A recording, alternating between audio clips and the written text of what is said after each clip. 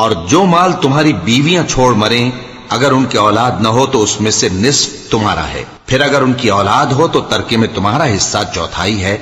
लेकिन ये तकसीम वसीयत की तामील के बाद जो उन्होंने की हो या कर्ज के अदा होने के बाद जो उनके जिम्मे हो की जाएगी। और जो माल तुम मर्द छोड़ मरो, अगर तुम्हारे औलाद न हो तो तुम्हारी बीवियों का उसमें चौथा हिस्सा है। फिर अगर तुम्हारी औलाद हो तो उनका 8वां हिस्सा है।